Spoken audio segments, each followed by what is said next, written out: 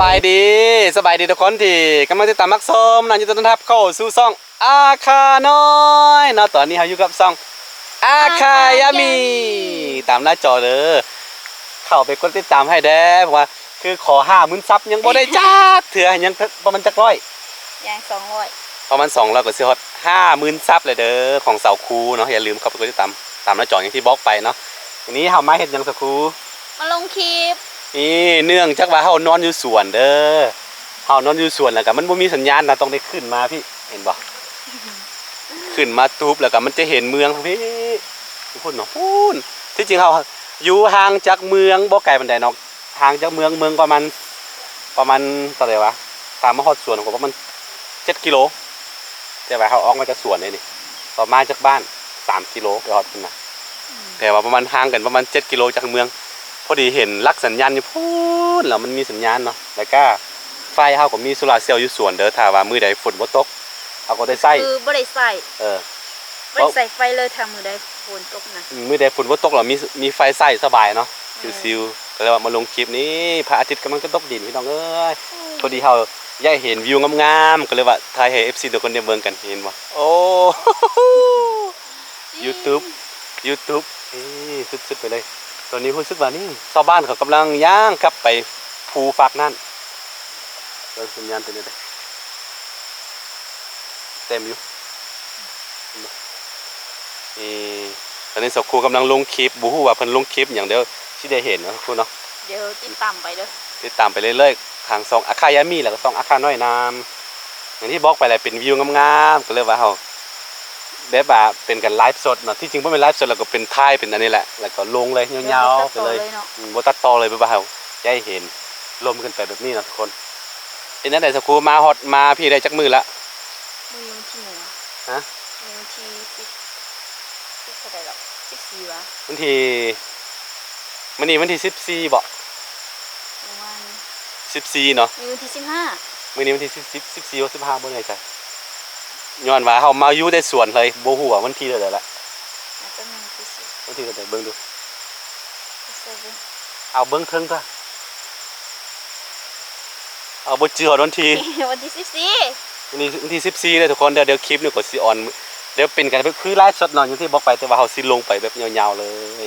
วันที่14ตะครูมาได้ประมาณ15มื้อแล้วเนาะ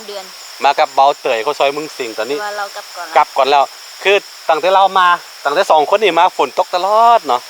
มาปัจจุบันนี้บ่เตยกลับไปเอาแดดเสยนี่โอ้สุดๆไปเลยพี่น้องนี่คือ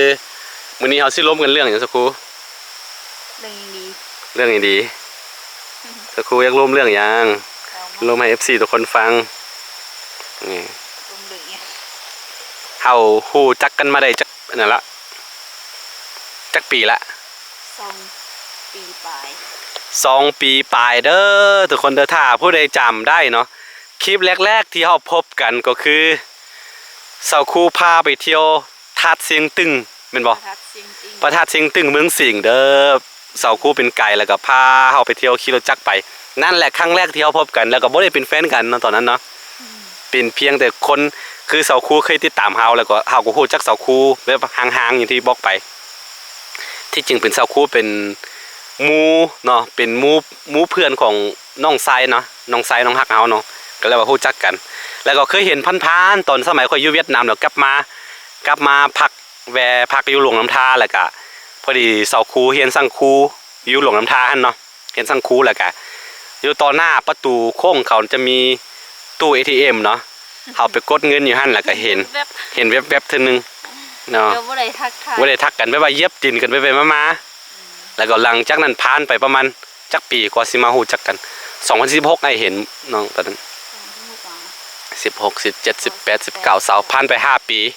เราจึงมาเจอกันผ่านไป5 ปีเราจึงมาเจอกันแบบว่าได้มีโอกาสได้นั่นเนาะ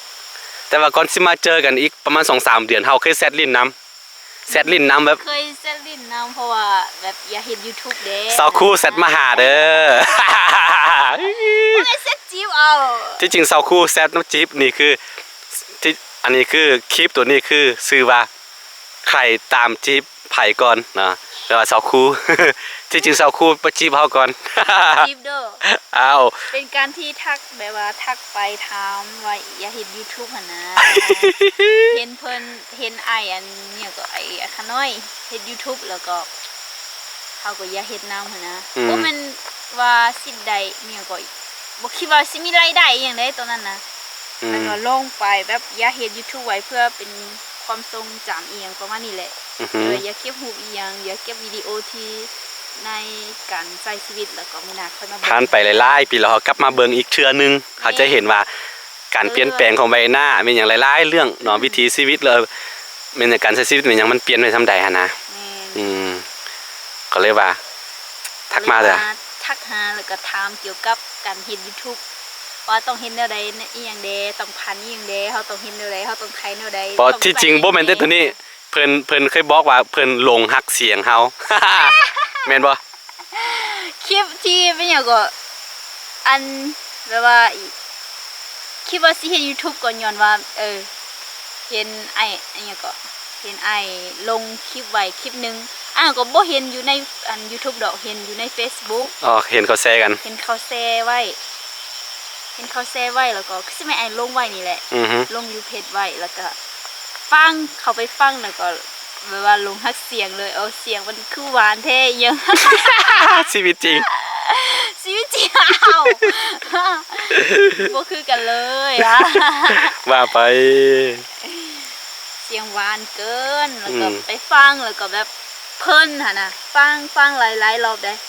ฟังแล้วก็ฟังอีกนะ อ๋อ แล้วก็มันเป็นการเล่าเรื่องที่แบบอันเนี้ยอันของชีวิตของเราอะนะ อือฮึ แล้วก็ลงฮักเลย ลงฮักเสียง โอ้โห ก็เลยลงฮักคนนี้กัน หลังจากนั้นแล้วก็ประมาณผ่านไปประมาณจักเดือนวะเดือน5เฮาไปเนาะหลังจากผ่านไปประมาณ 3-4 เดือนเนาะพอดีช่วงนั้นเฮากำลังเฮิร์ตนะเป็นพอดีโควิดกำลังหนักเนาะกำลังเข้ามาใหม่ๆช่วงนั้นแล้วก็ไปใส่บ่ได้เลยเรียกว่าปิดบ้านนะปิดหมู่บ้านหมดแล้วก็เฮาบ่ได้ออกไปใส่มาประมาณ3เดือนเลยมันก็อึดอัดบวกกับแบบว่าพอกำลังเสียใหม่ๆเนาะเฮาก็รู้สึกเศร้าๆแล้วก็ออกไปกินปิ้งคนเดียวอยู่เมืองแล้วก็คิดออกมาว่าสาวคู่เคยทักหาเนาะ สาวคู่เคยทักหาว่าเคยถามทักซัดมันอยู่ก็ทักมาหาว่าว่างบ่อ้ายอะนะ ว่างบอ อืม แบบว่าซีลมเนี่ยก็ที่ทำเรื่องเกี่ยวกับการเฮ็ด YouTube หั่นนะ เขาก็ว่าต่อไปว่าว่างโดยเนาะคำหนึ่งเนาะคำว่าโดยในภาษาลาวก็แปลว่าว่างแล้วแบบว่าโอเคอันประมาณนี้นะ แม่นแต่ว่า ค่ะ เราตอบแต่คำเดียวก็คือโดยก็เลยคิดว่าน่าจะยุ่งๆแล้วก็บ่ว่างหั่นนะ ก็เลยแบบเราก็เป็นคนที่เขาก็เป็นคนที่ขี้เกรงใจได้ อืม แล้วก็บ่กล้าทักไปอีก เพราะว่าเราตอบแต่คำเดียว แล้วก็หายไปประมาณ ไป 1 เดือน แล้วก็เซตไปสบายดีน้องเขาก็เซตไปเด้อ คำแรกที่ตอบมาแล้วว่าในที่สุดเซตมาจนได้เนาะพี่ เซตมาจนได้เนาะอ้ายอะนะ ในที่สุดก็เซตมาจนได้ เนื่องจากว่าเขาทักไปแล้วก็เราตอบมาแต่คำเดียวว่าโดยก็เลยว่าบ่รบกวนเราแล้วนะบ่รบกวนอ้ายแล้วอืม แล้วหลังจากแล้วก็เป็นครั้งแรกที่ได้ยินเสียงเหมือนนั้นเราก็โทรไปเลย แล้วก็เราโทรมานี่โทรมา บอกเราว่าโทรลินเราว่าโทรลินน้ำได้บ่ได้แล้ววะเขาก็เลยโทรไป เอาแต่โทร มาวะ แม่นไอ้บอกว่าโทรลินน้ำได้บ่เราว่าโอเคได้เดี๋ยวกลับไปฮอดเดือนเราสิโทรหาเด้อโทรไป แล้วก็ สบายดีก็สบายดี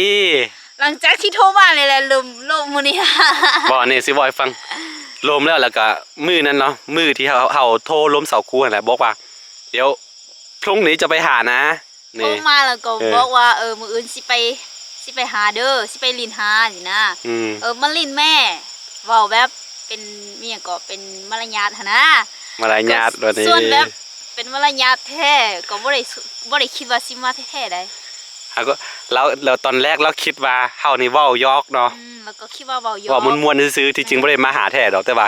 เฮาไปแท้เด้ตื่นเช้ามา ตื่นเช้ามาเลย ตื่นเช้ามาไปเลยเมืองสิงห์เมืองก็ห่างกันประมาณ140กิโล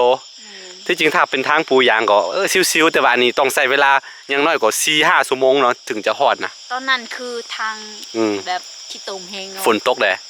แล้วก็ลุยมาเลย ไปเห็นไปแล้วก็เห็นแล้วก็มาหา พาทิปมาหมูเพิ่นมาเนาะพามาแล้วก็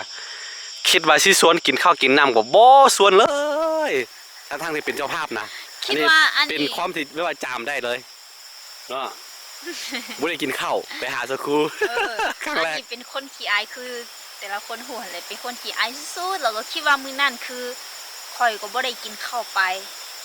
ไอคำสีโทรมาว่ามาฮอดแล้วก็ข่อยคิดว่าสิไปเนี่ยก็กินสินดาดหั้นนะก็เลยบ่ได้กินข้าวไป แล้วก็ ว่ากินถ้าว่ากินข้าวคือกินสินดาดบ่ได้เลยเขาแต่ว่าบ่เข้าแล้วนะก็เลย สินดาดไปกินสมัยนั้นก็บ่เปิดอ่ะนะเนื่องจากว่าเป็นโควิดแล้วก็บ่มีบ่อนกินเอาไปรี่กินอยู่ห้องน้ำครับครอบครัวของหมู่ของสักครู อยู่การห้องน้ำ อืมการนั้นก็คนหลายแล้วก็บ่กล้ากินเนาะก็บ่กล้ากิน ต่างคนต่างไอกัน เออ เขาก็บ่ได้กินเลย แล้วก็ เพราะเป็น คือ แต่ผู้นี้ได้ยาขนาดน้อง พิเศษที่สุดคือมื้อนั้นเนาะเฮาบ่ได้นัดกัน แต่ว่า ไม่ได้นัดกันแต่ เขา ว่า ใส่เสื้อครู เกือบรองเท้าผ้าใบครูเนาะเกือบครูนะทุกคนเนาะแต่บ่ได้นัดกันเลย บอกว่าอีหยังก่อนนั้นคือแบบนัดกันเลยแต่ว่าเขาก็บ่ได้นัดกัน เจอกันแล้วก็เสื้อคู่เลยเกือบคู่เลยเอาสีเดียวกันหั่นนะเสื้อก็สีเดียวกันแล้วก็เกือบก็สีเดียวกันอีก แล้วก็มือต่อมาหลังจากที่เราไปฮอดเมืองสิงห์มือนึงเราเซาครูเพิ่นพาไปเที่ยวเมืองสิงห์เป็นใกล้เนาะเป็นเจ้าถิ่นเด้ ไกลำเที่ยว เออไปแล้วก็ ก่อนสิกลับเนาะถ้าใครเคยเบิ่งคลิปเก่าๆลองกันไปหาเบิ่งเด้อคลิปที่ว่าเที่ยวเมืองสิงห์บ่นี่ละเที่ยวเมืองสิงห์ดินแดนชื่อคลิปมันเที่ยวเมืองสิงห์ดินแดนแห่งเจ้าฟ้าคำลือประมาณนี้เนาะเขาลงคลิปเป็นภาษาไทยเนี่ยเป็นอยู่กับเที่ยวเมืองสิงห์ดินแดนแห่งเจ้าฟ้าคำลือนี่ประมาณนี้แล้วก็ก่อนสุดเด้อว่าสุดท้ายของคลิปเนาะเจ้าครูบอกว่าเฮากำลังสิกลับมาสิแยกทางกันเนาะเขาค่อยสิกลับมาบ่อแก้วแล้วก็เจ้าครูก็สิกลับไป บ้าน บ้านนะแต่ก็บอกว่าเดี๋ยวไปฮอดเมืองแล้วโทรหาเด้อไปฮอดบ้านแล้วก็โทรหาเด้ออย่าลืมเด้อเราอะแบบนี้เราก็รู้สึกโอ้ติดใจเลย รู้สึกว่าแล้วแบบทั้งที่เราไม่ได้เป็นอย่างกันนะแบบว่าแต่ว่าเราสิจากกันไปอะนะรู้สึกดีแบบว่ามีความรู้สึกดีๆต่อกันว่าความจริงเนาะเสื้อว่าโซคูมีความรู้สึกดีๆต่อเขาเห็นบ่แต่ว่าโซคูจีบเขาได้นี่ บ่แมน กลับมาแล้วก็ บ่ได้เป็นอย่างกันก็แบบว่ามีอย่างฮู้มีปัญหากันนิดนึงก็งอนกันนิดนึงนะถ้าตั้งตีบ่ได้เป็นอย่างกันเลยยังบ่ได้ตกลงเป็นแฟนเป็นอย่างกันเทื่อ แมน กลับมาได้3 มื้อไปอีก กลับมาฮอดเมืองมาฮอดเมืองนี้มาฮอดบ่อแก้วนี่ได้3 วันเนาะเขาก็บ่สบายใจเนาะรู้สึกว่าน่าเศร้าคู่น่าจะไม่ว่าจะได้รู้สึกว่าเพิ่นงอนนิดนึงนะตอนนั้นนะเนาะเรื่องยังบ่ฮู้เรื่องผู้ชายผู้สาวนี่บ่ ผู้สาวทักมา ผู้สาวทักมาคิดว่าเป็นแฟนกันเนาะจริงๆบ่ได้ตกลงเป็นแฟนบ่ได้เป็นหยังกันนะหากเราเห็นกัน2 มื้อซื่อเนาะแต่ว่าเพิ่นค่อยก็รู้สึกว่าย่านเพิ่นแบบว่าบ่สบายใจนะมาฮอดบ้าน3 วันวันที่3ไปต่อเลยเดี๋ยวไปหานะแล้วขึ้นไปฮอบปุ๊บ นี่ ผู้สาวทักมาเว้า อืมผู้สาวค่อยทักมาบ่แม่นบ่ธรรมดาเด้นี่ มีผู้สาวยังบอกว่าบ่มีผู้สาวอีก เอา แล้วก็หลังจากมีหยังก็เป็นอีหยังก็ลงคุบไอ้คำสีท้ายให้ตอนอยู่ธาตุหั่นน่ะ อือฮึ ลงคุบอันนั้นแล้วก็ผู้สาวหันทักมาเลยที่ว่าน่าจะแม่นเห็นอยู่คลิปแดนแหละ อ่าฮะ เราทักมาแล้วก็บอกว่า โอ๊ยเป็นแฟนกันไว้อยังประมาณนี้แหละแล้วก็คือสิแม่นเราบ่พอใจกับอันนี้จะเรียกว่าตรงตัวเลยมันน่ะนะ เอาก็บ่แม่นแฟนเลย ก็บ่เป็นแฟนก็ อืม เราคือว่าแบบมาเว้าจะนี่ อืม ก็เลยว่าเสียความรู้สึกแล้ว และในที่สุดไปรอบที่2นี่เปิดตัวเป็นแฟนเลย อันนี้เฮ็ดอันนี้ขึ้นสถานะ Facebook ว่าเป็นแฟนกันแล้วก็สาวน้อยสาวใหญ่ที่เฮาเสื่องไว้แล้วไปหมดเลย บนเรือคนเดียวนี่ เฮาก็อย่าให้มันชัดเจนนะเป็นคนที่มักความชัดเจนแล้วก็แบบบ่อยากให้มีความลับต่อกันถ้าว่าสิเป็นแฟนกันได้ อือฮึ แน่นี่ อ๋อแต่ในที่สุดก็ได้มาเป็นแฟนกันจนถึงมื้อนี้ผ่านมา2 ปีกว่าที่ก็ปี3แล้วเนาะนับถ้าผู้ใดอย่างที่บอกไปถ้าผู้ใดเป็น FC ก็เก้านี่น่าจะเห็นที่ไปที่มาของเฮาอ่ะเป็นจังได๋นี่คือนางเอกตัวจริงของเฮาเนาะ ในที่สุดก็มาอยู่ป่าน้ำกันเลยอืม มาเป็นคนสวยเต็มตัว เป็นคนส่วนเต็มตัวนะเดี๋ยวเป็นอะไรเนาะเรื่องการเรื่องงานเนี่ยค่อยเสียอัปเดตให้อีกเดือนหนึงเนาะครูเนาะเดี๋ยวประมาณไทยเดือนนี้เฮาสิเดขึ้นไปเรื่องสิ่งอยู่เนาะมีเวียกมีอย่างต้องเคลียร์อยู่มีเวียกมีงานเนาะแล้วก็ค่อยอัปเดตให้ทุกคนได้เบิ่งกันนี่เอามาเล่าเรื่องความหลังให้ทุกคนได้ฟังกันนะไผจิบไผก่อนนะ อันนี้จิบก่อน รีจิบก่อนตัวเองทักมาก่อน โทร ก็ต้องทักมาก่อนแรกๆเลยแหละ อันนั้นวะทักไปปรึกษาซื่อๆ เอาเรื่องจะปรึกษาก็ยังทักมาอยู่เด้ จิบก่อนก็ได้เอ้าผู้หญิงจิบใส่ สกูชีพาวเด้อเสน่ห์แห้งตอนนั้นด่ะตอนนี้เท่าแล้วเนาะทุกคนเนาะ จิบติดเสื้อเนาะ นี่บรรยากาศอู้สวยงามตะเวนกำลังจะตกดินเอาเด้อพี่น้องเด้อ